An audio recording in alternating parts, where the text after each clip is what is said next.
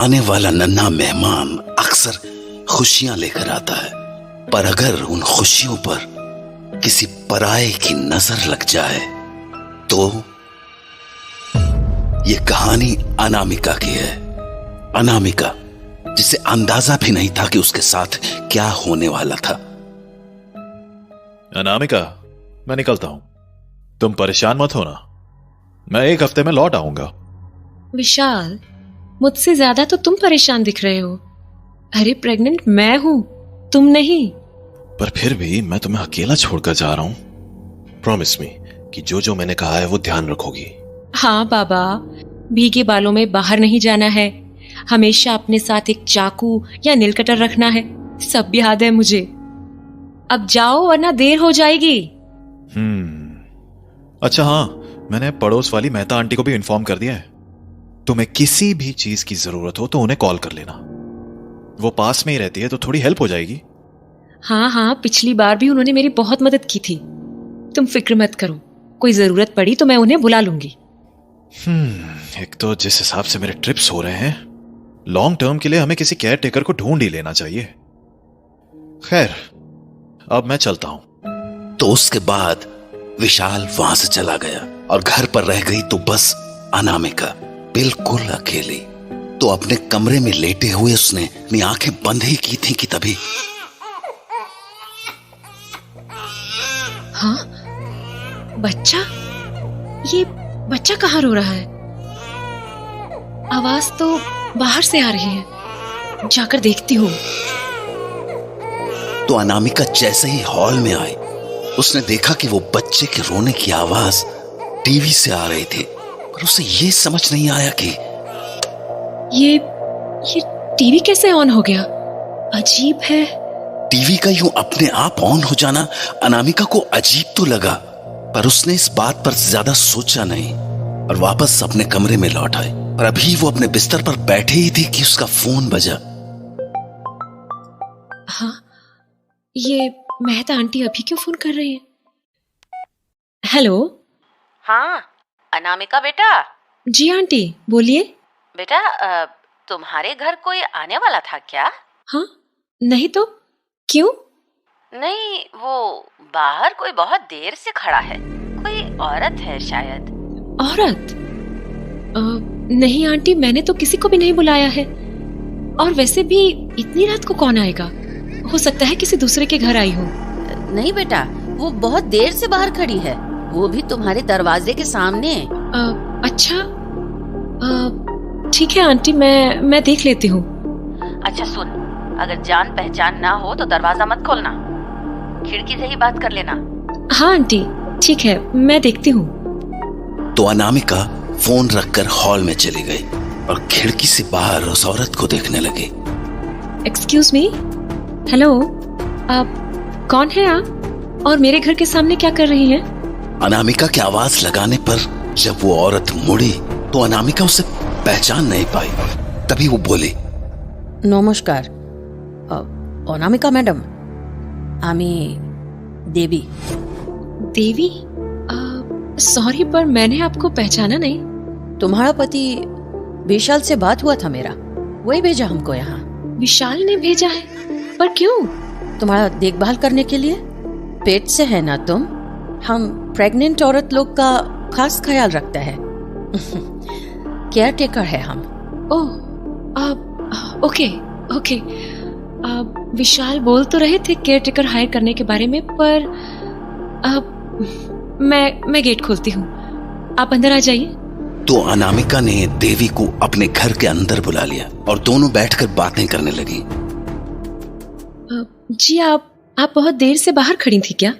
हाँ, हम बहुत बार आवाज लगाया, पर तुम दरवाजा नहीं खोला। हाँ, मैं सो गई थी। वैसे आपने इससे पहले कहाँ काम किया है? हम 15 साल से ये काम कर रहा है मैडम। माने कि जब भी कोई घर में बच्चा होने वाला होता है ना, हम वहाँ पहुँच ही जाता है। आप ना चिंता मत करो, आमी खूब भालो करे ख्याल रखबे, तुम्हारा भी और तुम्हारा बच्चा का भी। थैंक यू, मेरी काफी हेल्प हो। खाना खा लिया मैडम? नहीं, अभी तो नहीं। बना लिया? नहीं, मैंने सोचा था कुछ मैगी वगैरह बनाकर खा लूंगी। क्या मैडम, मैगी से क्या होगा तुम्हारा? जो औरत लोग पेट से होता है ना, उसको अच्छा अच्छा खाना खाना चाहिए। हाँ, पर आज मेरा कुछ बनाने का मन नहीं कर रहा था। ए मैडम, चिंता करिस ना, आमी आसছি तो हम खिलाएगा तुमको अच्छा खाना, अपना हाथ से बनाकर। फिर खाना के हिसाब से हमारा पगार डिसाइड कर देना, ठीक है? मतलब आपकी विशाल से तो बात हुई होगी ना इन सब चीजों को लेकर? हम पगार का बात पहले नहीं करता है मैडम, पहले आप मेरा काम देखो, अच्छा लगा तो रख लेना नौकरी पे, ठीक है? अच्छा, आप कमाल है आप भी। ठीक है, बनाइए फिर खाना। हैं तो बोलो की खाबी? मांस, मछली, गोश्त? आप नहीं, मैं नॉनवेज नहीं खाती। हैं तो भेज बोलो, जो खाएगा बना देगा। आप खुद ही देख लो, जो आपको ठीक लगे। ठीक है, हम तुम्हारे लिए पालक पनीर बना देता है। तो उसके बाद देवी ने अनामिका के लिए खाना बनाया। खाना इतना ज्यादा अच्छे से बना था कि अनामिका बोली, माय गॉड आंटी, इतना अच्छा पालक पनीर मैंने कभी नहीं खाया। अब से अगले 9 महीने तक आप इसी घर में रहोगे। It's decided. चिंता करिस ना मैडम, हम अपना काम कभी अधूरा नहीं छोड़ता। नहीं आंटी, रियली आपके आने से मेरी बहुत हेल्प हो गई। अभी तो तुम बस हमारा हाथ से खाना खाया है, हम और भी बहुत कुछ कर सकते हैं। बहुत कुछ मतलब? तुम्हारा डिलीवरी हम वो भी करा देगा। नहीं, उसकी जरूरत नहीं पड़ेगी, उसके लिए हॉस्पिटल है आंटी। सत्यि बोलছি अनामिका मैडम, हमको बहुत कुछ आता है। हाँ, मतलब? लोग का मन का इच्छा होता है ना, हम उसको भी पूरा कर देता है। हाँ, अब समझी नहीं मैं। तुमको बेटा चाहिए या बेटी? हाँ, ये कैसा सवाल है? बोलो तो। नहीं, मुझे कोई भी चलेगा। सोच लो मैडम, हम इसमें भी तुम्हारा मदद कर सकता है। तुम बोलेगा तो बेटा बेटी दोनों भी दिलवा देगा। 1-2 टोटका कर भी, बस सब हो जाएगा। नो प्लीज, ये ऐसी बातें मत कीजिए। मुझे ये सब कुछ नहीं चाहिए। ऊपर वाला जो दे देगा मैं उसी में खुश हो जाऊंगी। और जो एक भी नहीं दिया तो? हाँ, ये क्या बोल रही हैं आप? ऐसा हो जाता है मैडम, कभी कभी लोग का खुशी एक झटका में छिन जाता है।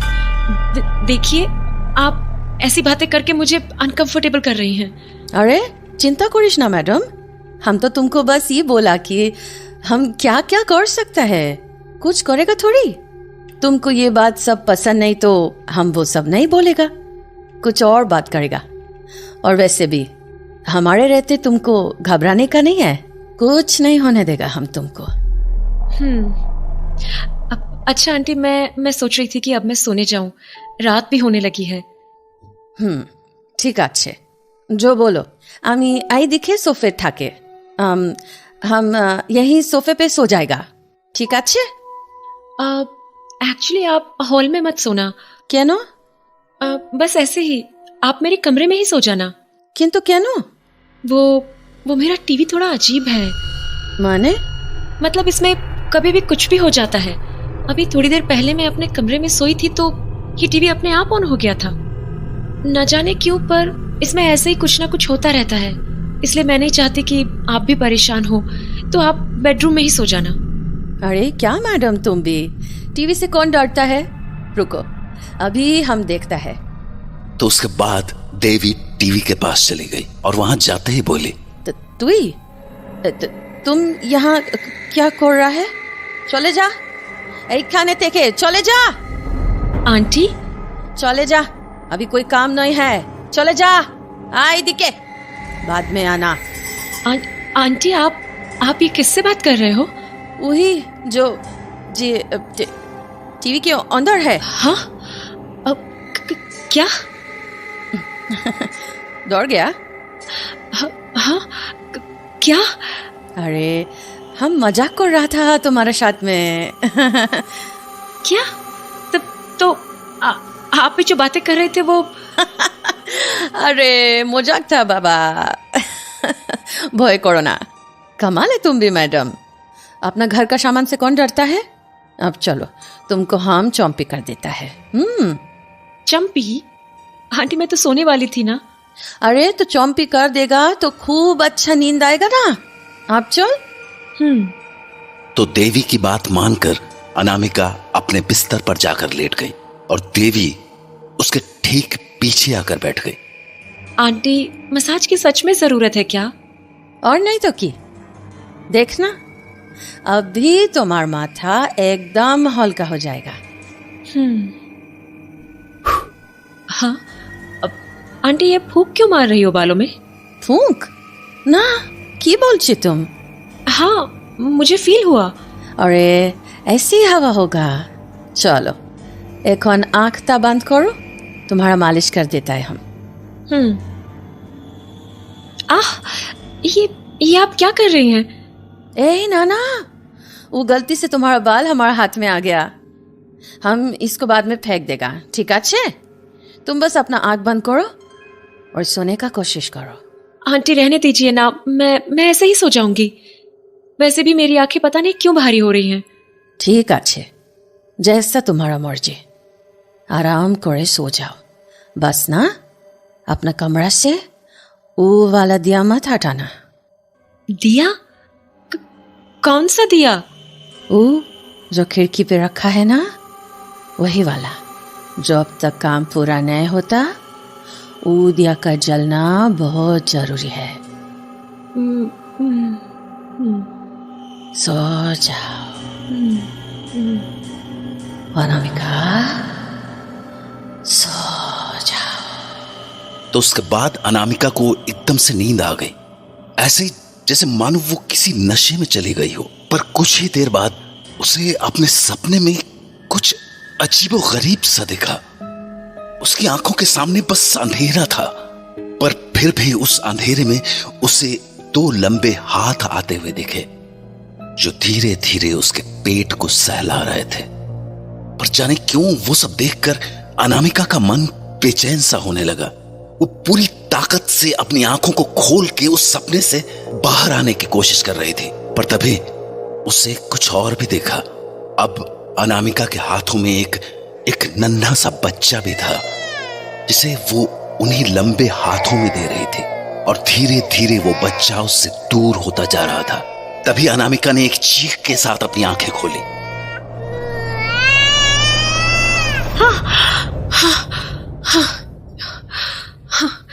ये कैसा सपना था?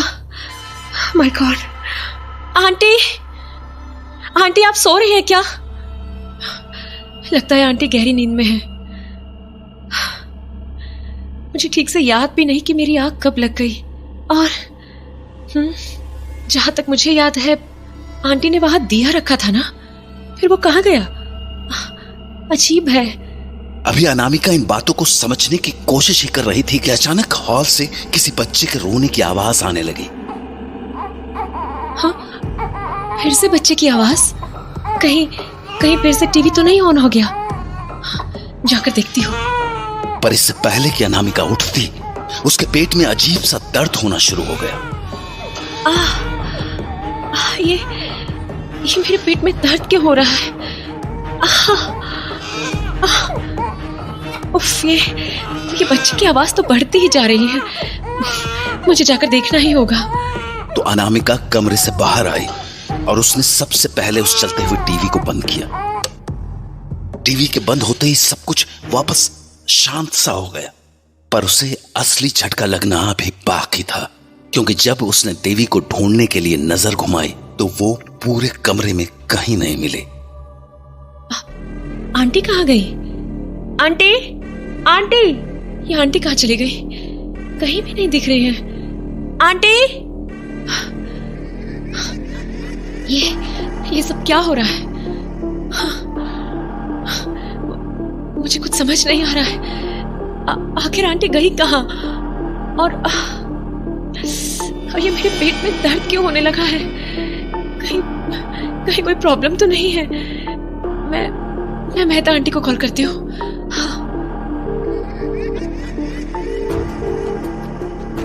Hello Mehta aunty. हाँ बेटा बोल, परेशान क्यों लग रही है? कुछ हुआ क्या? आंटी आप मेरे घर आ जाओगे प्लीज? मुझे मुझे बहुत डर लग रहा है। अरे बेटा, पर हुआ क्या? आंटी आप बस प्लीज यहाँ आ जाओ, मैं आपको सब बताती हूँ। ठीक है, आती हूँ। तो अगले 2 मिनट के अंदर मेहता आंटी अनामिका के दरवाजे पर चली आई। क्या हुआ बेटा, ऐसी घबराई हुई क्यों है? आंटी मुझे कुछ समझ नहीं आ रहा है। अरे पर हुआ क्या? और ये दिया यहाँ पर किसने रखा है? हाँ, ओ ये यहाँ पड़ा है। अरे क्या यहाँ पड़ा है? ये यहाँ रखा क्यों है, ये बता मुझे। आंटी मुझे नहीं पता। अरे तो किसने रखा है? वो आंटी ने रखा होगा। कौन सी आंटी?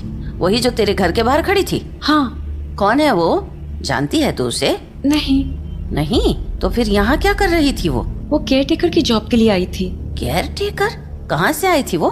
पता नहीं, बोल रही थी विशाल ने भेजा है। अरे तो फिर यहाँ उसने दिया क्यों जलाया? जानती भी है ये कैसा दिया है? अरे आंटी मुझे सच में कुछ नहीं मालूम। एक तो मेरे पेट में दर्द हो रहा है, मुझे सच में कुछ नहीं पता। दर्द क्यों हो रहा है तुझे? पता नहीं, अभी थोड़ी देर पहले ही शुरू हुआ। अच्छा, थोड़ा शांत हो जा। प्रेगनेंसी के वक्त कभी कभी स्ट्रेस के कारण ऐसा हो जाता है। अच्छा एक काम कर, तूने बोला ना उस केयर टेकर को विशाल ने भेजा था, फोन लगा उसे। पर आंटी विशाल तो बिजनेस ट्रिप पर गए हैं, ये सब बताया तो परेशान हो जाएंगे। अरे तो बस उसको ये पूछ कि उसने किसी केयर टेकर को भेजा था क्या? ठीक है। हेलो। विशाल, तो तुम पहुंच गए क्या? नहीं, रास्ते में हूँ। क्यों, क्या हुआ? नहीं वो मैं ये पूछ रही थी कि तुमने केयर टेकर का कुछ देखा था क्या? नहीं, मुझे टाइम नहीं मिल पाया अनामिका। मैंने सोचा था पहुंच कर देख लूंगा। क्यों, क्या हुआ? तुम ठीक हो ना? हाँ, मैं ठीक हूँ, बस ऐसे ही पूछ रही थी। मैं बाद में बात करती हूँ। आंटी विशाल तो कह रहा है कि उसने किसी केयर टेकर को यहाँ नहीं भेजा। क्या? तो फिर? आंटी वो कौन थी? रुक, घबरा मत, तू अंदर चल, फिर सारी बात करते हैं। तो वो दोनों घर के अंदर चले आए। मुझे पूरी बात बता, तुझे उस औरत ने क्या क्या बोला था? कुछ खास नहीं आंटी। अरे कुछ तो अलग सा बोला होगा, याद कर।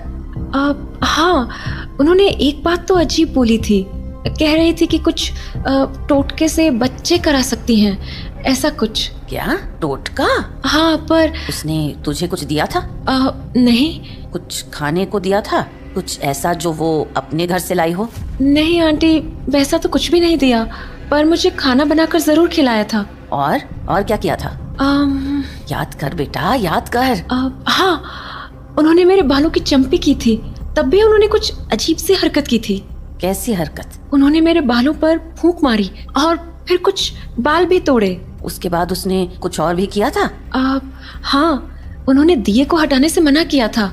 बोल रही थी काम होने तक दिया जलता रहना चाहिए। वही दिया जो बाहर पड़ा था? हाँ, पर उसके आगे का मुझे ठीक से याद नहीं। मेरी पलकें बहुत भारी सी हो गई थी। और फिर तूने एक बहुत बुरा सपना देखा? हाँ, वो सपना बहुत ही अजीब था। जानती हूँ, सपने में तूने अपने बच्चे को देखा और फिर वो तुझसे छीन लिया गया। हाँ, पर आपको कैसे पता चला? क्योंकि मुझे पता है तेरे साथ क्या हुआ है। हाँ, मतलब किसी ने तेरी कोख बांधी है। हाँ, क्या मतलब? बेटा, वो औरत कोई और नहीं बल्कि एक तांत्रिक थी। तांत्रिक? आंटी मैं तो उसे जानती भी नहीं हूँ, वो मेरे पास क्यों आई थी? और ये कोख बांधना क्या होता? क्या हुआ? वही पेट दर्द आंटी, जब से उठी हूँ तब से पेट में दर्द हो रहा है और रह कर अचानक से तेज हो जाता है। ये ठीक नहीं है बेटा। अब तक मुझे लग रहा था कि ये स्ट्रेस के कारण हो रहा होगा, पर अब मुझे पक्का लग रहा है ये उसी तांत्रिक का किया धरा है। पर आंटी मुझे समझाओ तो सही कि ये कोख बांधना होता क्या है? बेटा, तंत्र विद्या है ये। इस तंत्र विद्या में औरत के पेट में पल रहे बच्चे की बलि दी जाती है। क्या? पर आंटी मैंने क्या किया? और वो तांत्रिक, मैं तो उसे जानती भी नहीं हूँ, फिर वो मेरे साथ ऐसा क्यों कर रही है? तांत्रिक की किसी से आपसे दुश्मनी नहीं होती, वो तो अपनी शक्ति बढ़ाने के तरीके ढूंढते रहते हैं। बस यूं समझ ले कि किसी ने उस तांत्रिक को तेरे पेट से होने की खबर पहुंचा दी थी, क्योंकि शायद किसी को ये बात रास नहीं आई थी कि तेरी जिंदगी में खुशियां आने वाली हैं। क्या? पर आंटी, कोई मेरे साथ ऐसा क्यों करेगा? मैंने क्या बिगाड़ा है किसी का? मान ना मान बेटा, इन चीजों के पीछे अक्सर हमारे अपने ही होते हैं। क्या तेरे घर में कोई ऐसा है जो तेरी प्रेगनेंसी से खुश नहीं है? आंटी क्या बोल रहे हो आप? खुशी कैसे नहीं होगी? सब अच्छे लोग हैं। बात अच्छे बुरे की नहीं है। कई बार जब लोगों को खुशियां नहीं मिलती तो वो दूसरे को भी खुश होता देख नहीं पाते। पर मैंने किसी का क्या बिगाड़ा है? ये रोने का काम नहीं है बेटा, संभाल खुद को और सोच, दिमाग पर जोर दे कि कौन ऐसा हो सकता है जिससे तेरी खुशी पसंद नहीं। पता नहीं, मुझे नहीं पता, पर प्लीज मेरी हेल्प कर दो, प्लीज। बेटा शांत हो जा। अच्छा एक बात बता, तेरे घर में कोई ऐसा है जिसके बच्चे नहीं है? हाँ। सोच, कोई है ऐसा? हाँ, विशाल की ताई जी हैं, उनके एक भी बच्चा नहीं है। तू ये बता, प्रेगनेंसी के बाद तेरी ताई जी तुझसे मिलने आई थी? हाँ, एक दिन आई थी। वो खुश थी? हाँ, खुशी थी शायद। शायद? मतलब वो कह रही थी कि उनकी पूरी जिंदगी में ये खुशी कभी नहीं आ पाई और वही है। हाँ? वही है, उसी ने उस तांत्रिक को तेरे पास भेजा है। आंटी ये आप क्या बोल रही हैं? याद करके बता, उस ताई जी ने तुझे कुछ खाने को दिया था? नहीं। तेरे कपड़े वगैरह कुछ लेकर गई थी? नहीं। कुछ घर पे रखने को दिया था? कोई बर्तन, कोई सामान, कुछ भी? हाँ, उन्होंने हमें ये टीवी गिफ्ट किया था। टीवी? हाँ, ताऊ जी का शोरूम है तो वो हमारे लिए गिफ्ट ले आई थी। अरे मारी लाडो के बच्चा होने को है, मन खुश हो गया मारा। थारी खुशी में मैं थारे लिए जे लेके आई हूँ। ताई जी आप टीवी लाए हो? हाँ हाँ, थारी ताई जी खुश ही इतनी है। पर इसकी क्या जरूरत थी ताई जी? अरे क्यों जरूरत ना थी, मारी लाडो के राजकुमार होने को है। अब मन ने तो ये खुशी मिल ना सकी, थारी खुशी में ही खुश हो लेने दे। उसके बाद वो दोबारा तुझसे मिलने आई थी क्या? नहीं, उसके बाद तो कभी नहीं आई। तुझे कभी इस टीवी में कुछ अजीब होता हुआ दिखता है? हाँ, बहुत बार। ये कई बार रात को अपने आप ऑन हो जाता है, आज भी हुआ था। सारा खेल इसी टीवी ने किया है और शायद तेरे पेट दर्द का भी कारण यही है। तेरी ताई ने बहुत पहले ही टोना टोटका कर दिया था। वो तांत्रिक आज बस आखिरी काम करने आई थी। हमें जल्द से जल्द कुछ करना होगा। पर आंटी हम करेंगे क्या? तुझे इस टीवी को चलाना होगा। इसे उठाकर बाहर ले जा और उसमें आग लगा दे। तेरे बच्चे को बचाने का यही एकमात्र तरीका है, पर हमें जल्दी करना होगा। एक बार उस तांत्रिक ने अपनी सिद्धि पूरी कर ली, उसके बाद हम कुछ नहीं कर पाएंगे। जल्दी कर। ठीक है आंटी। मिसेस मेहता की बात मानकर अनामिका जैसे ही टीवी के पास पहुंची, उसे टीवी के अंदर एक छोटे से बच्चे की परछाई दिखी। हाँ? क्या हुआ बेटा, जल्दी उठा टीवी। वो आंटी, इसमें मुझे कोई बच्चा दिख रहा है। क्या? हाँ आंटी, इसमें कोई बच्चा सो रहा है। बेटा ये पक्का उसी तांत्रिक का खेल है। वो नहीं चाहती कि ये टीवी इस घर से दूर हो, इसलिए इस पर ध्यान मत दे और टीवी बाहर कर। ठीक है। उस टीवी के अंदर दिख रहे बच्चे की मानो नींद खुल गई और वो जोर जोर से रोने लगा और उसके साथ साथ अनामिका भी दर्द से कराहने लगी। क्या हुआ बेटा? आंटी वो पेट दर्द। अनामिका अपनी बात पूरी ही करने वाली थी कि वो बच्चा और जोर जोर से रोने लगा। बहुत दर्द हो रहा है। बेटा मुझसे बात कर, क्या हो रहा है? पता नहीं आंटी, जैसे जैसे ये बच्चा रो रहा है वैसे वैसे मेरे पेट का दर्द भी बढ़ रहा है, जैसे हम दोनों एक दूसरे से जुड़े हों। कोख बंधन यही होता है बेटा। जब तक ये तेरे घर पर रहेगा तेरे कोख में कोई नहीं पल सकेगा। इसलिए हिम्मत कर और इसे उठाकर बाहर फेंक कर आ, वरना अगर उस तांत्रिक ने अपनी सिद्धि पूरी कर ली तो बहुत देर हो जाएगी। तो बस अनामिका ने अपनी हिम्मत बांधी और उस टीवी को बाहर ले जाकर रख दिया। उसके बाद मिसेस मेहता ने उसके चारों तरफ गंगा जल का घेरा बनाया और अनामिका को एक माचिस की तीली पकड़ाते हुए बोली, ले बेटा जला दे इसे। पर आंटी टीवी ऐसे कैसे जलेगा? बेटा आग बहुत पवित्र होती है, टोने टोटकों को छूते ही उन्हें भस्म कर देती है। ये ले और जला दे इस टीवी को। तो मेहता आंटी की बात मानकर अनामिका ने उस माचिस की तीली को सामने पड़े टीवी पर फेंक दिया, जिससे वो टीवी धू धू करके जल उठा। उस टीवी के जलते ही अनामिका के पेट का दर्द मानो गायब सा हो गया और घर के बाहर रखा हुआ वो दिया भी टूट गया। अनामिका अब समझ गई थी कि ये सारा खेल उसकी ताई का रचा हुआ था। और आज अगर मेहता आंटी न होती तो उसे और उसके बच्चे को कोई नहीं बचा पाता।